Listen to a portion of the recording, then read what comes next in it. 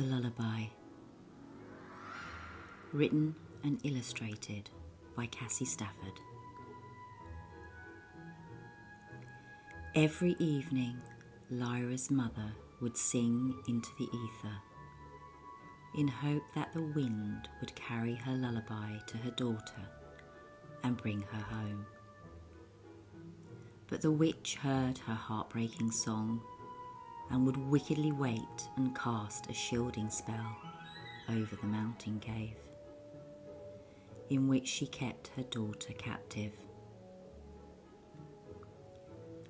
Lyra had been missing for several months. The witch had craftily tricked her while she was picking blueberries in the forest one beautiful summer's day. She had lured her with her trusty cat Hercules, then cast a spell that made the girl grow to the size of an ogre and magically hid her away in the mountain cave to forget everything about who she was and where she came from. Lyra would often sadly sing, and other times she would draw with chalk on the walls to try to remind her of the life and the stories her mother had lovingly read to her, while Hercules sat close by, guarding the entrance. As the months passed, the cat became quite fond of the girl, who he would often hear cry at night. He began to feel sorry for her and would sometimes venture into the cave while she slept and curl up next to her. Another day passed, and as early evening came around, Lyra's mother began her ritual of singing her lullaby into the beautiful, cloudy blue sky. The witch appeared as clockwork beside the cave. Wand in hand, she began to work her magic to shield Lyra from the song. Hercules looked at the girl sadly. This time he was not going to sit by and watch the witch's cruelty any longer. He pounced on the witch's outstretched hand. "My wand! Where is my wand?" the witch cried. Hercules sat back on his hind legs with the wand in his mouth. He had managed to outsmart the witch. But would he manage to undo her spell in time? And how could he possibly make Lyra her normal size again? He didn't know. But in that moment he knew he was going to give Lyra what she so desperately needed: to be free. The witch's beady eyes bore into Hercules.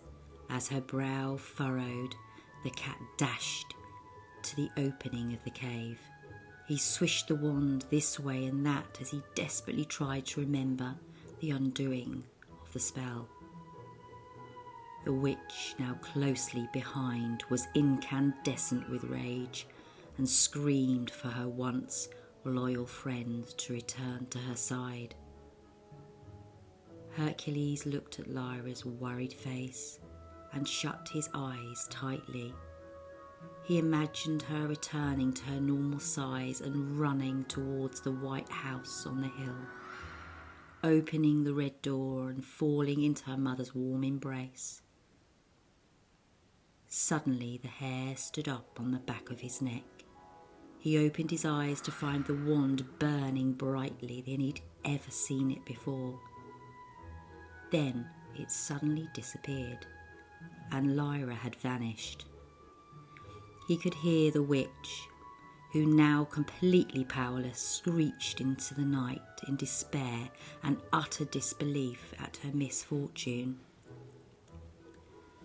Hercules bounded up the steep mountain and found Lyra and her mother in a tight embrace. Lyra saw his tail waving in happiness on the windowsill, and she beckoned him in kindly.